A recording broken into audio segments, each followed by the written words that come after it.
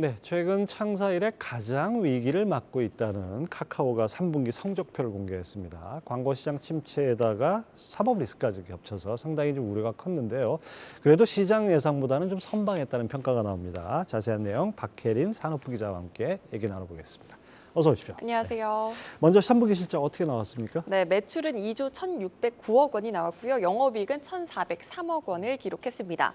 매출은 전년 동기 대비 16.3% 늘어 역대 최고고 영업이익은 6.7% 감소했습니다. 영업이익률은 6.5%로 1.6%포인트 줄었습니다.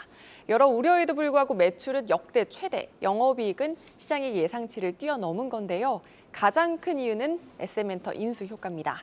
지난 3월 인수한 SM엔터가 분기 최대 실적을 기록하며 카카오의 매출과 이익 모두를 견인했습니다.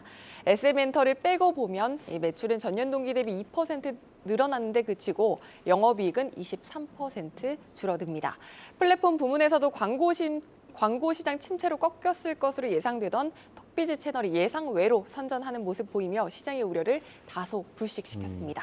시장 예상보다 좋은 성적을 냈다는 거는 좀 네. 반가운 일인데 실적도 실적이지만 사실 사법 리스크가 문제 그렇죠. 아닙니까? 예. 여기에 대해서 경영진은 어떤 얘기를 입장 표명을 했습니까? 네, 오늘 실적 발표 직후 있었던 컨퍼런스 콜의 시작이 홍은택 대표의 사과와 반성이었습니다. 굉장히 무거운 목소리로 입을 연 홍 대표는 SM엔터 인수 과정에서 부정적인 뉴스들로 주주들에게 심려를 끼쳐 죄송하다고 고개를 숙였습니다. 이어 홍 대표는 카카오는 작은 스타트업에서 시작해 어느덧 대한민국 국민들이 가장 많이 이용하는 서비스를 운영하는 회사가 됐다며 회사의 성장과 함께 그만큼 커진 사회적 책임을 통감하겠다. 회사 경영의 구조의 틀을 다시 고민을 해서 조직적인 재정비를 진행하겠다고 밝혔습니다. 아울러 사업 리스크를 최소화하는 것이 주주분들을 위한 최우선 과제라고 생각한다며 현재 추진 중인 사업들을 차질 없이 계획대로 진행하겠다고 약속을 했습니다.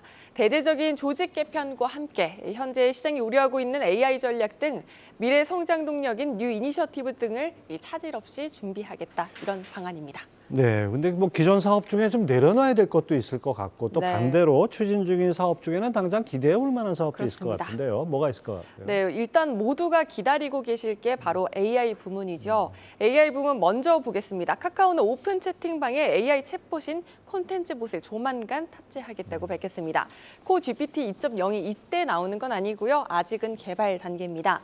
현재 AI 개발 상황을 한번 살펴보면 카카오 브레인이 자체 개발 중인 이 다양한 파라미터 크기의 파운데이션 모델 중 일부는 구축이 완료된 상황이고 동시에 글로벌 오픈 소스 모델의 파인 튜닝을 병행하고 있는 단계라고 합니다. 카카오는 카카오의 다양한 서비스들에 적용하는 단계에서 자체 모델을 선택할지, 튜닝된 오픈 소스를 선택을 할지, 아니면 글로벌사들의 모델을 가져올지 다양한 선택지를 두고 비용 등을 따져서 유연하게 채택하겠다고 밝혔습니다. 홍 대표는 특히 오픈 소스를 활용해서 이 파운데이션 모델을 파인 튜닝할 경우 검색당 비용이 1원보다 낮아지게 된다면서 실용적으로 접근하겠다 이렇게 밝혔습니다. 또 카카오 클라우드는 글로벌 반도체 기업 AMD와의 협업을 통해 기업용 클라우드 시장에서 본격적인 확장을 시작하겠다고 예고했습니다.